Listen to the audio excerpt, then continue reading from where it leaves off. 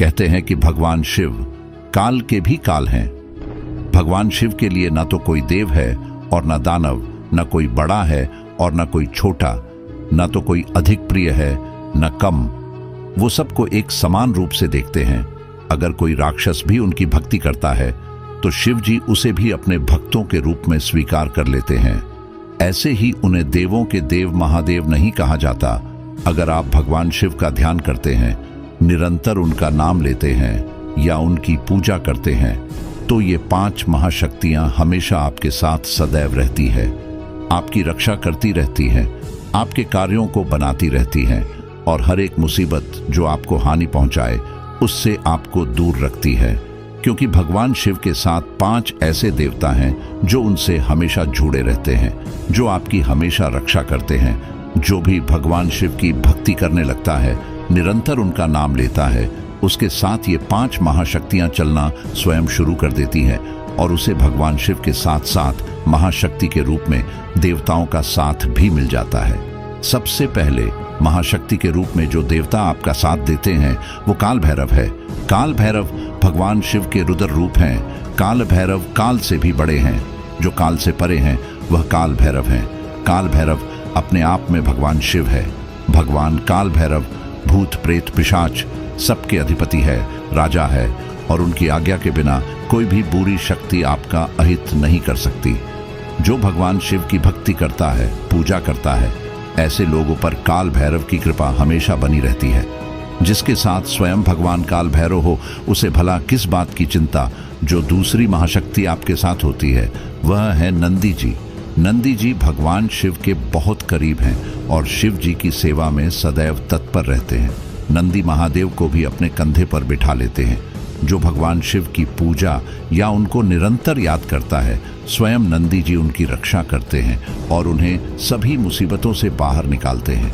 और सबसे बड़ी बात कि नंदी जी भगवान शिव जी के भक्तों की प्रार्थना शिव जी तक जल्दी ही पहुंचा देते हैं, जिससे भगवान शिव जी के भक्तों की मनोकामना जल्दी पूरी हो जाती है।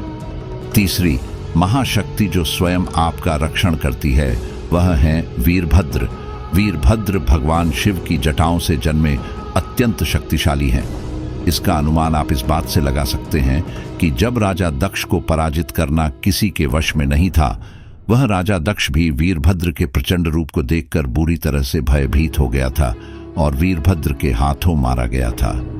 भगवान शिव की पूजा करने से आपको स्वयं वीरभद्र का रक्षण होता है और वीरभद्र आपके जीवन में आने वाली सभी बुरी शक्तियों का नाश कर देते हैं। जो चौथी महाशक्ति है, उसके आगे कोई भी बूढ़ी शक्ति, संकट, चिंता टिक नहीं पाते और वह शक्ति है हनुमान जी।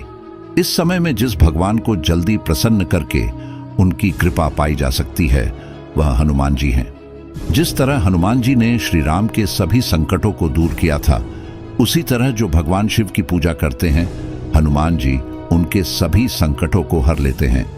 जिस किसी को हनुमान की कृपा प्राप्त हो जाती है, उसके जीवन के सारे कष्ट धीरे धीरे खत्म होने लग जाते हैं। मन का डर खत्म हो जाने लग जाता है, चिंता खत्म होने लगती है और वह निडर और मजबूत बन जाता है। हनुमान जी हर कदम पर उसकी रक्षा करते हैं और उसका साथ देते हैं। जो आखिरी महाशक्ति आपका साथ देती है, उनका तो बस नाम लेने से ही जीवन सफल हो जाता है और वो हैं प्रभु श्री राम। प्रभु श्री राम भगवान शिव के ईष्ट हैं और शिव सदा श्री राम का नाम जपते रहते हैं। इस तरह प्रभु श्री राम और भगवान शिव एक दूसरे के पूरक हैं।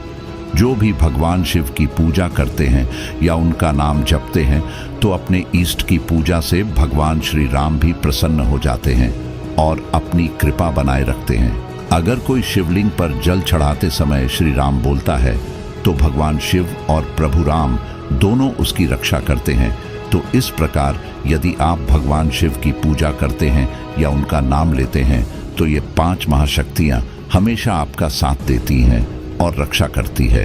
अगर आप भी महादेव और प्रभु श्री राम के भक्त हैं, तो कमेंट में हर हर महादेव लिखना ना भूलें।